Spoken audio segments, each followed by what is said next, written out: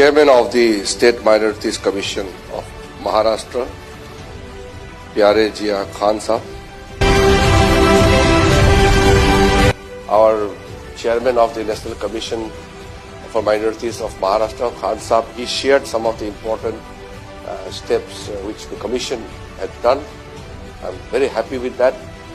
So we hope to meet again in some other functions in the future, but for the day, thank you very much for coming and sharing this important platform together. Thank you.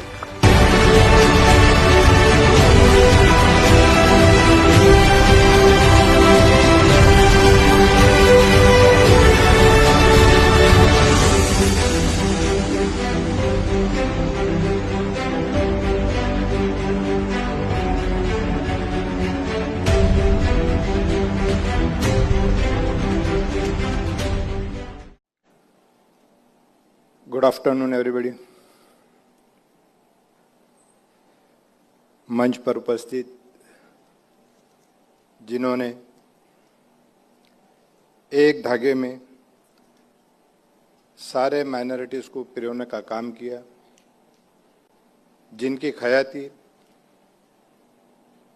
पूरे महाराष्ट्र में, पूरे भारत में, पूरे विश्व में, जिन्होंने हिंदुस्तान से लेकर अरब देश तक खुद का भी नाम कमाया और सरकार का भी। ऐसे मंच पर उपस्थित Shri Kiran Rijiju ji, Shri George Kurian ji, Shri Brajesh Desai ji, Shrimati Munawwari Begum ji, secretary national commission for minorities की श्रीमती अलका उपाध्याय जी,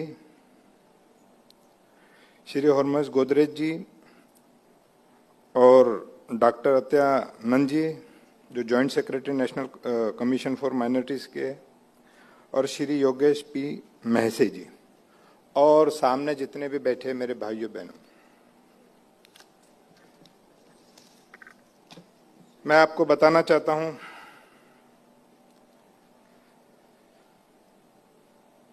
आर्टिकल 1992 राष्ट्रीय अल्पसंख्यक आयोग का मुख्य उद्देश्य था कि अल्पसंख्यकों के अधिकारों की रक्षा करना, विकास योजनाओं की निगरानी करना, भेदभाव की शिकायत की जांच करना, पुनर्वसन और कल्याण योजना का अनुसरण महत्वपूर्ण। बहुत सारी चीजें ऐसी है, आर्टिकल 29 है, आर्टिकल 30 है, आर्टिकल 15 है, आर्टिकल 21A है, तो ये सब सरकार ने हमको दिया है, हमको जानने की जरूरत है। मैं आपको बताना चाहता हूं कि इससे पहले जो भी सरकारें थी, माइनॉरिटी यानी सिर्फ इस देश में ऐसा लगता था कि सिर्फ मुस्लिम होते हैं। मैं आपको बताना चाहता हूं माइनॉरिटीज यानी मुस्लिम नहीं होते। माइनॉरिटीज यानी मुस्लिम्स होते, सिख्स होते, पारसी होते, क्रिश्चियन होते, नवबौद्ध होते, जैन होते, और एक लिंग्विस्टिक माइनॉरिटी जो भाषा के आधार पर होते हैं। मैं महाराष्ट्र का चेयरमैन बना, माइनॉरिटी कमीशन का अध्यक्ष होने के नाते जब मैंने पूरे महाराष्ट्र के दौरे किया, 6 कलेक्टर में गया, वहां पर जाके देखा जो सरकार ने जो योजनाएं लाई है, जो भारत के प्रधानमंत्री जी का नारा है, महाराष्ट्र के मुख्यमंत्री श्री देवेंद्र फडणवीस जी का नारा है, और जो सुनीता ताई जी का नारा है, वह सबका साथ, सबका विकास, सबका विश्वास और सबके लिए प्रयास। जब मैंने कलेक्टरों से बात की कि भाई यहाँ पारसीस कितने हैं, पारसीस की क्या प्रॉब्लम है, जब 5-6 जिलों का दौरा किया, नागपुर कलेक्टर में पूछा मैंने तो भाई पारसी की कोई प्रॉब्लम से, पारसी की कोई कंप्लेंट है, तो उन्होंने कहा जी नहीं जी, मतलब क्या पारसी समाज ने कभी किसी से कुछ मांगा है? तो बोले कुछ नहीं, वो तो सर बोले देश को देने वाले लोग हैं। तो ये पारसियों की खासियत है।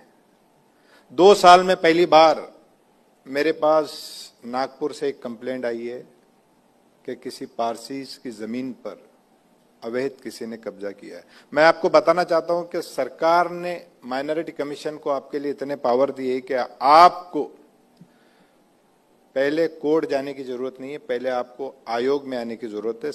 सरकार आपके साथ कंधे से कंधा लगा के खड़ी है। मैं आपको बताना चाहता हूं कि महाराष्ट्र माइनॉरिटी कमीशन ने एक ऐसा ऐतिहासिक फैसला किया है जो पूरे हिंदुस्तान में अभी तक नहीं हुआ, जो देश का सबसे पुराना केस था। जो 1902 का जो केस था वो महाराष्ट्र माइनॉरिटी कमीशन ने उसको सॉल्व किया है, जो देश के सबसे पुराने 3 केस थे उसमें से वो एक था, जिसको भारत के 3 चीफ जस्टिस ने सुना, जिसको कपिल सिब्बल जी ने, पी चिदम्बरम जी ने, देश के बड़े बड़े नामे वकीलों ने लड़ा, लेकिन वो केस सॉल्व हुआ महाराष्ट्र के माइनॉरिटी कमीशन में आकर। 77 केस थे, district court, high court, supreme court, Waqf board मिला के 4000 करोड़ की प्रॉपर्टी का एक केस था जो सॉल्व हुआ है महाराष्ट्र माइनॉरिटी कमीशन में आके। तो कमीशन को हाई कोर्ट के जजों ने भी सहारा इस केस को लेके। तो सरकार ने जो आपको सुविधाएं दी है, आपकी भाषा की रक्षा करना, आपके स्कूलों की रक्षा करना, आपके त्योहारों की रक्षा करना, तो जब भी कोई भी ऐसी दिक्कत आई तो महाराष्ट्र माइनॉरिटी कमीशन को जो है डिस्ट्रिक्ट कोर्ट के पावर है, सेक्शन 10 के पावर है। आपके ऊपर अगर कोई भी ज्यादती करता है तो उसको बुलाने के पावर, चाहे वो कलेक्टर हो, कमिश्नर हो, या किसी भी कोई भी संस्था का कोई भी अधिकारी हो, आपकी बात सुनी जाएंगी, आपके साथ कोई भी ज्यादती नहीं होने दी जाएगी। तो सरकार का नारा है सबका साथ, सबका विकास, सबका विश्वास और सबके लिए प्रयास। हम सरकार को बार बार गलत बोलते हैं, कहते देखिए जी माइनॉरिटी का बजट कम कर दिया, माइनॉरिटी का पैसा कम कर दिया। तो मैं आपको बताना चाहता हूं, जब तक जो सरकार ने स्कीमें दी है उसको अगर हम लेंगे नहीं, वो बजट तो कम होता ही जाएगा। पहले हमको सरकार से जो हमारे लिए फैसिलिटीज दी है, मैं मानता हूं इस देश में कि पारसी समाज के पास बहुत पैसा है या पैसे वाले हैं, लेकिन जो सरकार ने हमको जो सुविधाएं दी है वो हमको लेनी चाहिए। जय हिंद।